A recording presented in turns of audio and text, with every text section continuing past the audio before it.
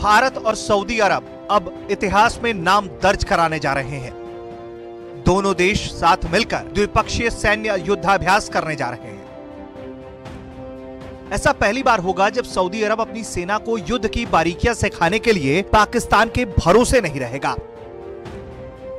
यह अब तक के इतिहास में पहली बार होगा जब भारत और सऊदी अरब दोनों देश साथ मिलकर युद्धाभ्यास करेंगे।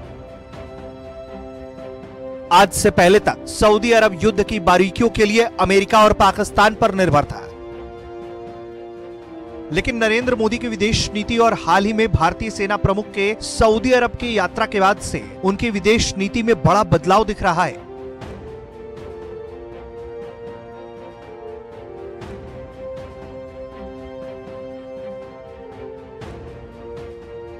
शुरुआती मीडिया रिपोर्ट्स की माने तो ये युद्धाभ्यास सऊदी अरब में ही आयोजित किया जाएगा। इसके लिए भारतीय सेना का एक दल कुछ महीने में सऊदी अरब के दौरे पर जा सकता है। इस युद्धाभ्यास में न केवल सऊदी अरब की सेना की ताकत में इजाफा होगा, बल्कि खाड़ी के देशों में रणनीतिक हालात में भी बड़े बदलाव होंगे।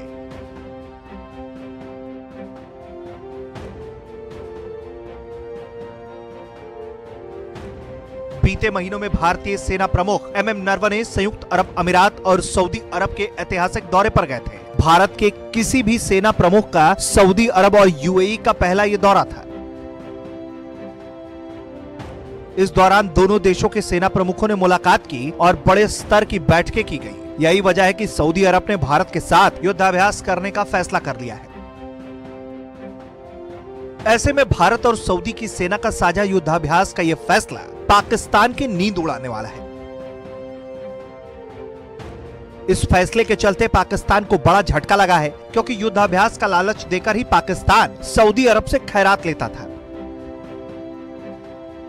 दरअसल पाकिस्तान और सऊदी के रिश्ते तब खराब हुए जब कश्मीर को लेकर प्रिंस सलमान की पाकिस्तान ने आलोचना कर दी थी। तब सऊदी को मनाने के लिए पाकिस्तान के सेना प्रमुख जनरल कमर जावेद बाजवा खुद वहां पहुंचे थे, लेकिन उन्हें वहां प्रिंस से बिना मिले ही खाली हाथ वापस लौटना पड़ा था।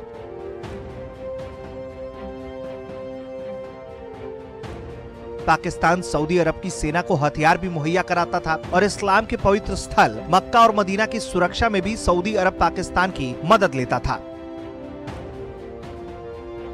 लेकिन अब समीकरण बदलने के संदेश साफ साफ दिखाई देते हैं। अब भारत के साथ सऊदी अरब के संबंधों के चलते पाकिस्तान की मुश्किलें बढ़नी तय है, जिससे पाकिस्तान पाई पाई के लिए मोहताज हो जाएगा।